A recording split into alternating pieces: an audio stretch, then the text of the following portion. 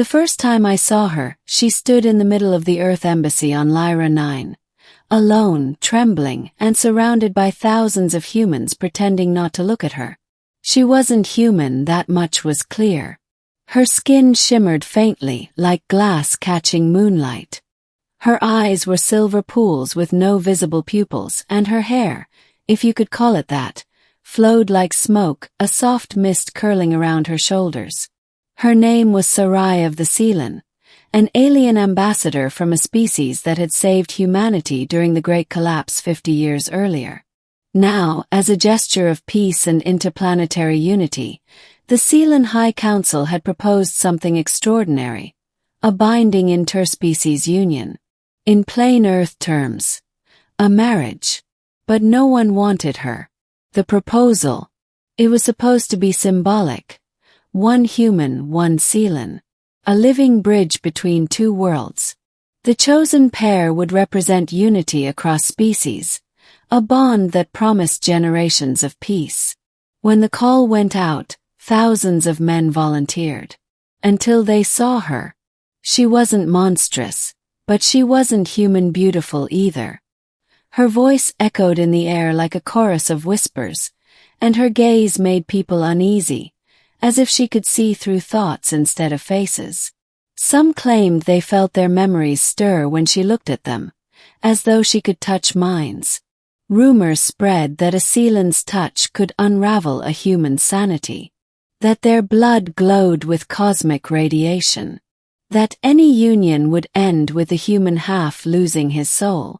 So the volunteers withdrew, one by one.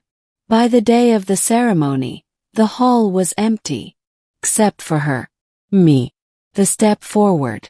My name is Eli Mercer, a xenobiologist stationed on Lyra 9 for 2 years. I wasn't brave or foolish, just curious.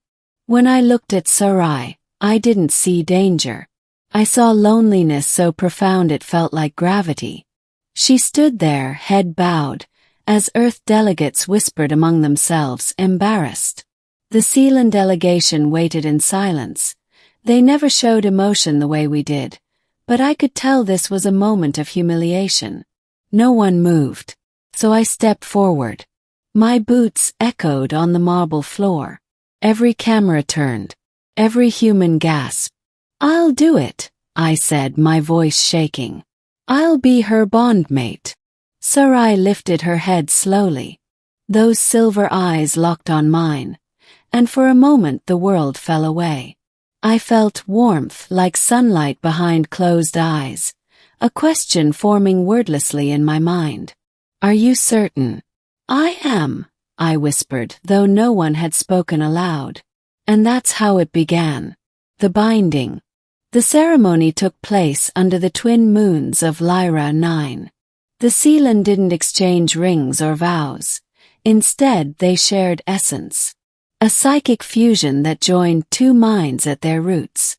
As her hand touched mine, my vision exploded into light. Memories, sensations, entire lifetimes poured through me in seconds. The Sealan homeworld of Vera, crystalline forests under violet skies, the sound of their oceans humming with energy. I felt her people's sorrow, their fear of extinction after saving ours, their hope that humanity might understand them. When it ended, I collapsed. My mind burned with too many voices. But I heard her, clear as thought. "You are still yourself," she said inside me. "You did not break." "I'm fine," I managed aloud. "Just adjusting." And then she smiled.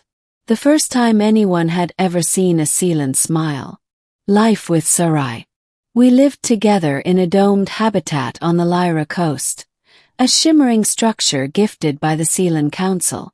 Life with her was unlike anything imaginable. She didn't eat or sleep as humans did. She absorbed starlight through the glass walls, humming softly while her body glowed faintly.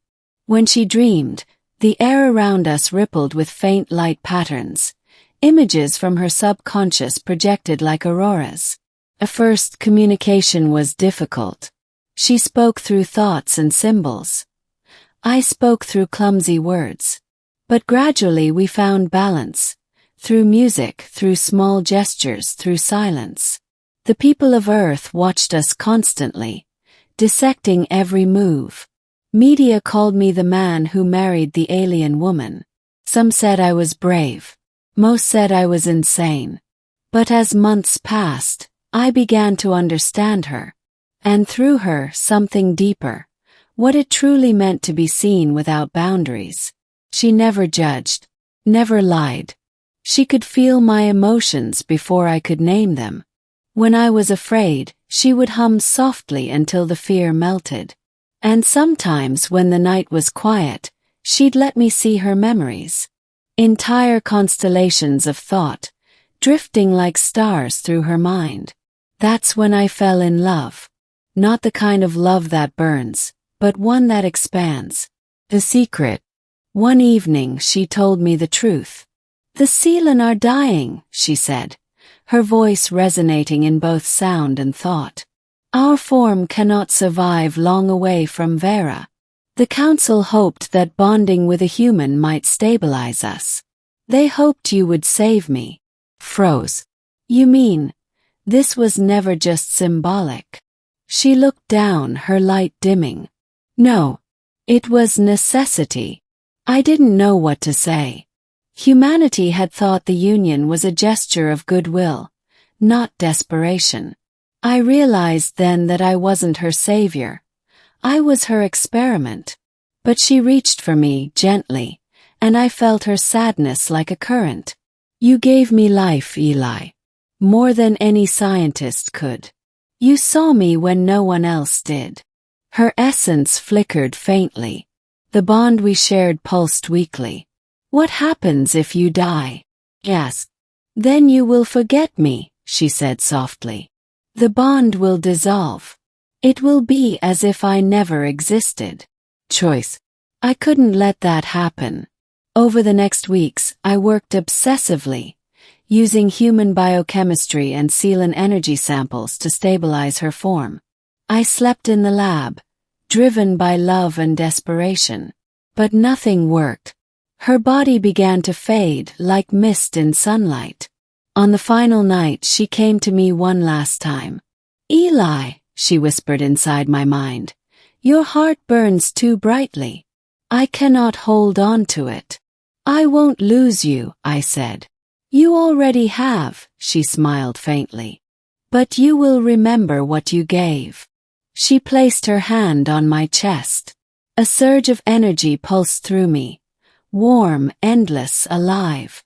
I felt her memories pour into mine. Her essence embedding in every neuron. And then she was gone. Epilogue. It's been 10 years since that night. No one remembers Sarai. Records of the Seelen have faded, wiped clean by unknown causes. The universe has moved on, indifferent. But sometimes under starlight, I see her reflection in glass, silver eyes watching me with quiet affection. I hear her hum in the sound of the wind. And I know she's still here. Not in body but in thought. When people ask about the marriage, I tell them. No one wanted to marry the alien woman. But I stepped forward in silence, and found a universe waiting behind her eyes.